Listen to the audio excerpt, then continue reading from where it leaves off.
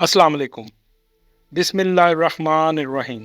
दोस्तों, आज की वीडियो में हम जिक्र करने वाले हैं उस वाक़ये का जब यजीद की कब्र को खुदवाया गया। आखिर इस वाक़ये की वजह क्या थी?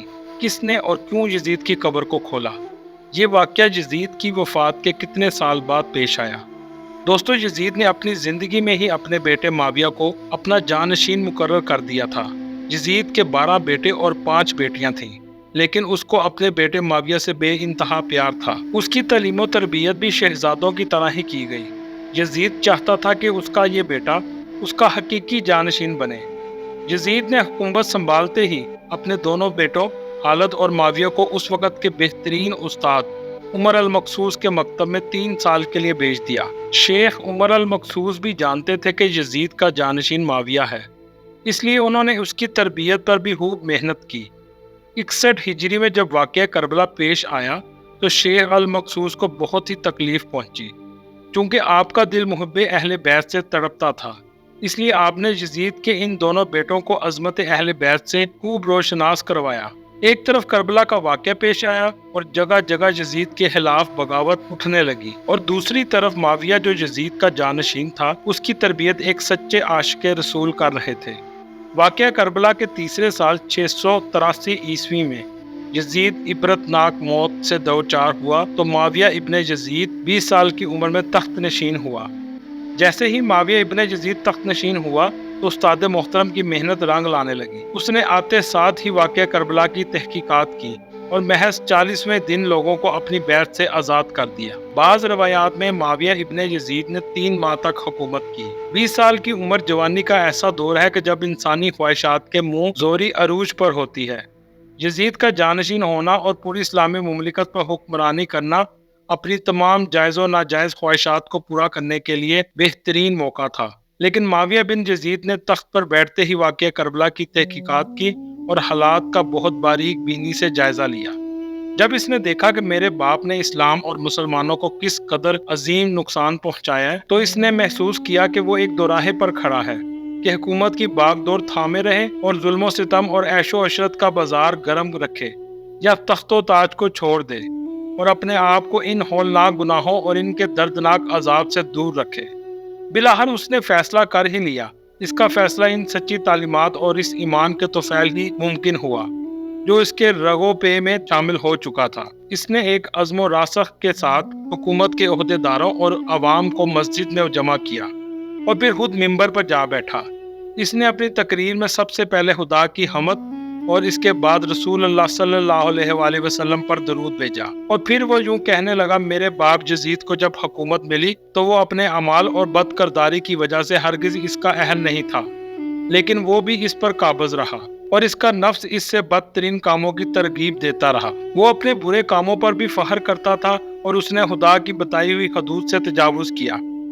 रसूलुल्लाह सल्लल्लाहु अलैहि वसल्लम की औलाद पर उसने बदतरीन मजालम ढाए, लेकिन उसकी हुकूमत की मुद्दत बहुत ही थोड़ी थी और बहुत जल्द इसकी शर्मनाक जिंदगी का खात्मा हो गया और आज वो अपने अमाल के हिसाब किताब में उलझा हुआ होगा।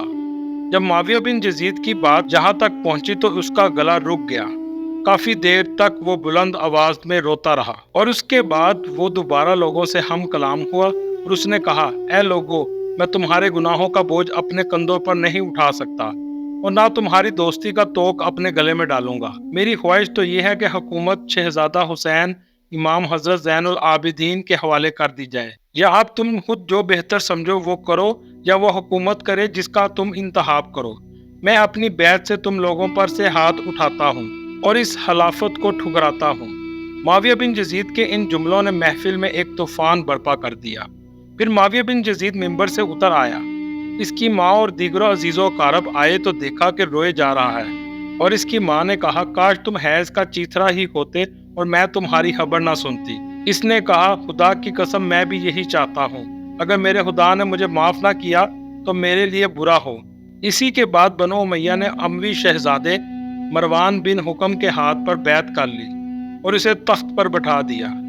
मरवान ने अपना दारुल हुकूमत मुस्तकिल तौर पर दमिश्क मुंतकिल कर दिया। बनो उमैया ने शेख उमर अल मखसूस को जिंदा दरगोर कर दिया कि तुमने ऐसी तरबियत क्यों की कि मुआविया बिन यजीद ने बड़े दरबार में बनो उमैया को रुस्वा करवा दिया। اس کے چند دن کے بعد ہی معاویہ بن یزید کو زہر دے دیا گیا۔ 684 عیسوی سے 685 عیسوی تک مروان بن حکم نے حکومت کی۔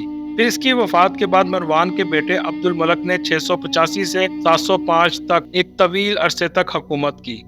پھر 705 عیسوی سے 715 تک عبد الملک کے بیٹے ولید نے حکومت کی۔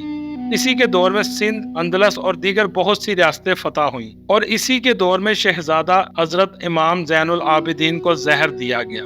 715 سے 717 تک ولید بن عبد الملک کے بھائی سلیمان بن عبد الملک نے حکومت کی، اور 717 میں عمر بن عبد العزیز معجزانہ طور پر تخت نشین ہوئے، لیکن ان کو بھی زہر دے دیا گیا۔ 720 سے 724 تک ولید بن عبد الملک اور سلیمان بن عبد الملک کے بھائی یزید بن عبد الملک نے حکومت کی۔ اس کے بعد حشام بن عبد الملک، ولید بن یزید، یزید بن ولید، ابراہیم بن ولید اور مروان بن محمد نے بالترتیب حکومت کی، اور 750 عیسوی میں بنو امیہ کی حکومت کا تخت بنو عباس نے الٹ دیا۔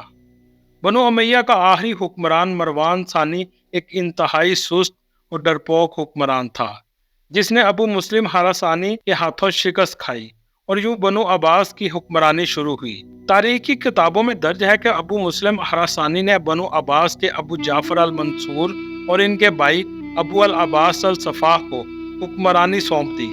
اس طرح بنو عباس کے پہلے حکمران ابو العباس نے آتے ہی بنو امیہ کا نام و نشان مٹانے کی قسم کھائی۔ بہت سے لوگوں کو قتل کر دیا گیا، اور کربلا کے واقعے میں ملوث تمام کرداروں کی قبریں تک کھود دی گئیں۔ اس طرح بنو عباس کے حکمران ابو العباس نے یزید کی قبر کو بھی کھدوایا، اور یہ کام اس نے اپنی نگرانی میں کروایا۔ وہ چاہتا تھا کہ یزید کو قبر سے نکالے اور اس کی لاش کو سولی پر لٹکائے۔ چنانچہ یزید کی وفات کے 65 سال بعد اس کی قبر کو اس وقت کے حکمران ابو جعفر اور ابو العباس کی نگرانی میں کھدوایا گیا۔ لیکن جب قبر کو کھولا گیا تو سب یہ دیکھ کر حیران رہ گئے کہ اس میں لکڑیوں کی راکھ، بدصورت کتے اور ایک اژدہے کے سوا کچھ نہ تھا۔ اس واقعے کے حوالہ جات الکامل بن اسیرج صفحہ نمبر 205 اور تاریخ الحلفلہ جلال الدین سیوطی اور مکتوبات مجددیہ دفتر اول فتح الباری عزا بن حجر اسقلانی احکام شریعت 165 صفحہ۔ اگر آپ کو میری یہ ویڈیو اچھی لگی تو پلیز اس کو لائک کیجیے گا، سبسکرائب کیجیے گا اور شیئر بھی کیجیے گا۔ اللہ حافظ۔